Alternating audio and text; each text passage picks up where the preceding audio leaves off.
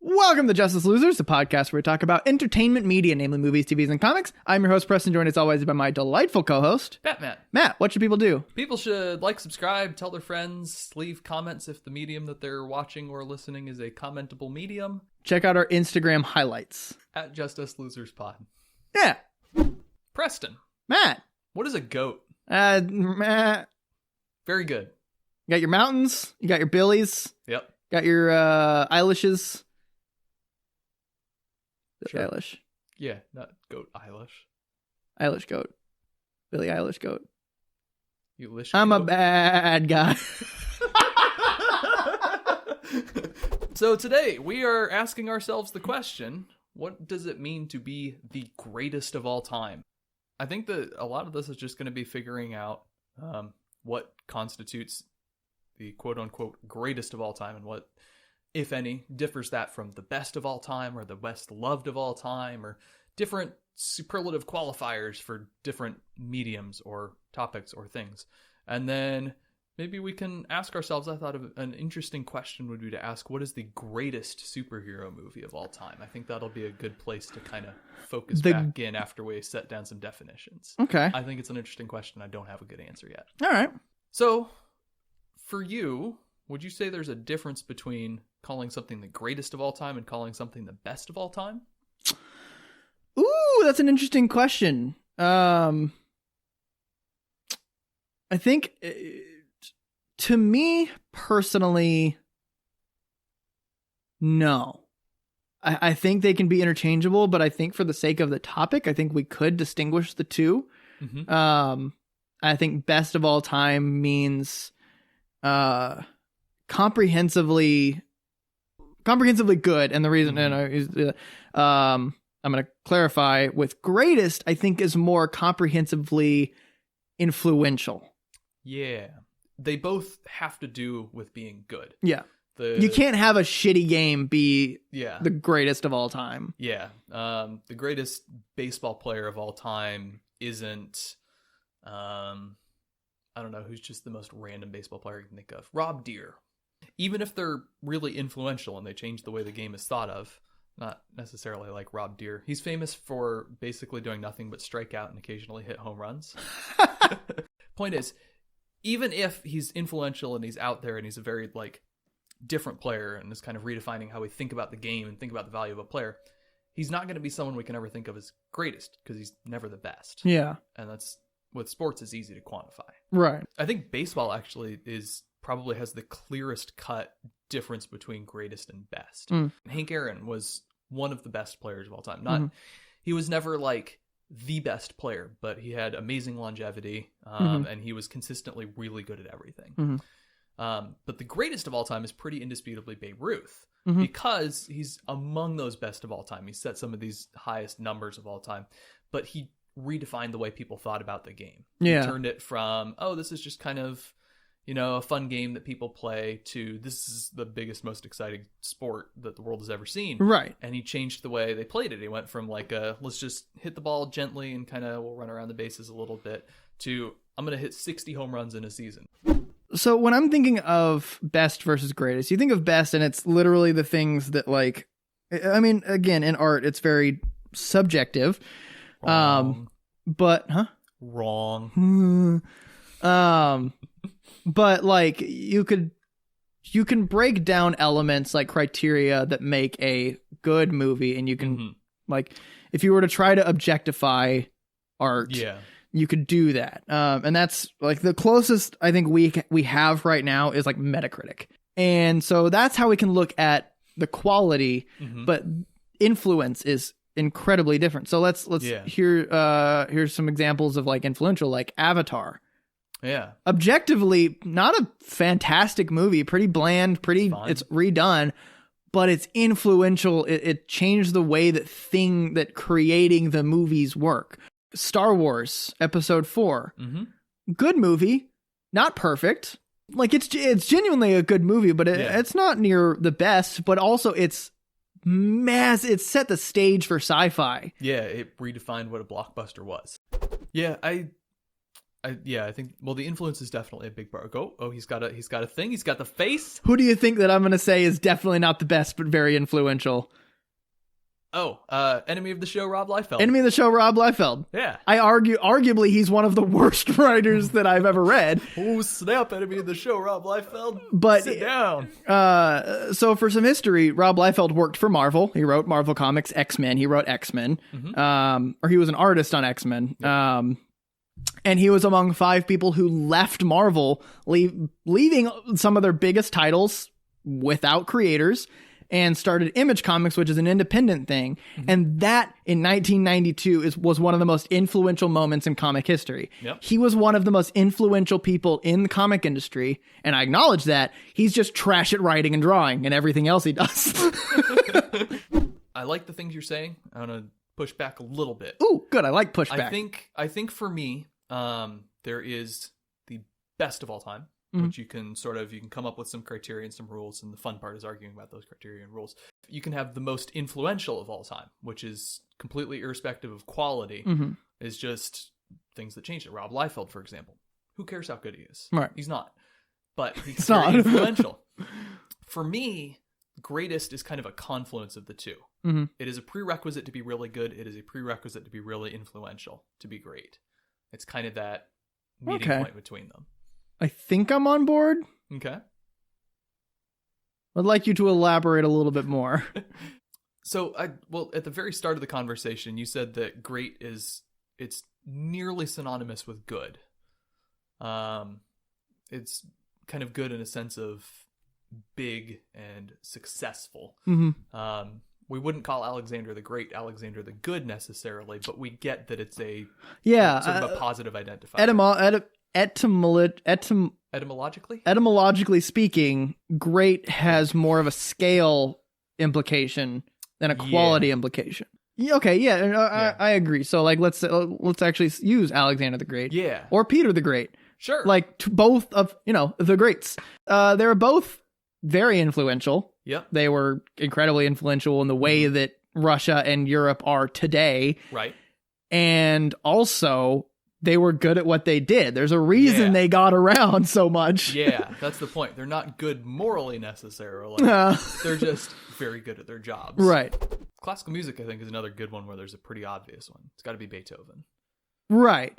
But is he he's influential. Everyone knows him. He's just cemented in the cultural psyche. Yeah, if you've heard of one classical composer, it's Beethoven. Yeah. But do you think that he is the best of, let's even narrow it down to his era. Do you think he's the best of his era? Well, there's a lot of interesting music history that would go into answering this question. Short version, yes and no. I think Mozart was a significantly better composer. Okay. But Beethoven also kind of redefined how we thought about music composition at all. Okay. Prior to him, symphonies were a little quick, in and out, 20 minutes, maybe 30 minutes if you're getting really aggressive, Papa Haydn. And he comes along and writes an hour-long symphony that's full of all this drama and pathos and crazy stuff, and reintroduces this emotional content and the hyper expressiveness. And that's basically what musicians did for the next 100 years. Yeah. Was the romantic era, they called it. So here's a question then, since we've been talking a lot about 500-year-old people. Do you think greatest of all time can be applied to anyone that's still alive? Do you think it's fair? I think with sports you can make the argument because it is more quantifiable. But that's the best of all time. Because we're going under the distinction that greatest includes an element of influence. I think sports probably the legacy factor plays more of a role, and that's something that can also be more quantified with just championships and players who grew up wanting to be them. Right. So LeBron or Tom Brady. Yeah, Kobe, all these. You can make the argument that these guys are the greatest of all time, even if they're still alive, except not Kobe. Rip Kobe. Yeah. Well, I think you have to die to be suddenly placed into historical context. That's because you provide an endpoint to your own legacy, living legacy. And it lives beyond you, but You're just like, okay, this is my output now. This is my work. So in your opinion, can we say that that living people are new creations, new art, like new games, new books, new music, stuff like that, can be the greatest of all time, or is there a threshold? I think you can still make the argument, but I think it is unclear. Okay. And going back to art, that's an interesting question because art doesn't die. Right. Well, it can. No, but like you put out a work of art and then it just exists. And so you can all like immediately inject it into that discussion of is it the greatest of all time. But I don't know if there's a defined time threshold. I don't know if you can say, okay, after 20 years, we can start making the argument whether it is the greatest of all time or not. But I think you do need some benefit of hindsight.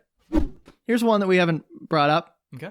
Leonardo da Vinci is arguably the greatest of all time. Yeah. Like, and so here's the thing is that like, yeah, he painted some cool shit. He also like built some cool engineering shit that we still rely on. Yeah. The Vitruvian Man is still something that we use in anatomy today. Like he is arguably one of the most influential like engineers of all time. Yeah.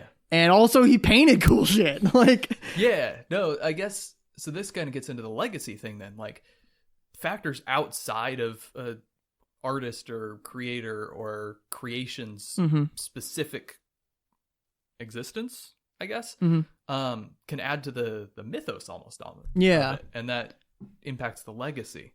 Sort of the myth of it adds to the greatness. It's right. Like it's a factor that's outside of something that could be quantified or boiled down to the actual quality of it. Yeah. So I guess legacy and mythic status. Beethoven's deafness. That's a great example. I mean, because now we're delving more into all these other realms. You think of philosophers, you think of like Plato, like just greatest of all time because he was so influential. Maybe Plato is the greatest children's toy of all time. Then you look at writers, Machiavelli. Yeah. Like there's a whole realm of thinking based on him. Yeah. Like it's just these people that are just considered the greatest of all time because of the legacy and these history that we just the way the world is today relies on the way that they were in their time. But like back then they were like, oh hey, cool, Machiavelli wrote a book, neat, what's this Leviathan thing, cool. And then now we're looking back going, oh my god, I'm starting to really convince myself that you can't say greatest of all time until you're able to see the world that they have left behind. Right. And like you said, like influential being great comes with quality. Like the Sistine Chapel isn't a piece of hot garbage. It's pretty neat. Hot take. Sistine Chapel. Pretty neat.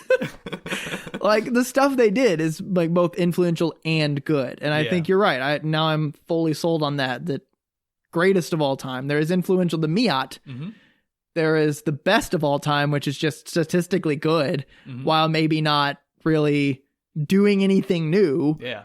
But then there is the greatest of all time that leaves a legacy, leaves like taste in people's mouths, whether it be good or bad. Yeah.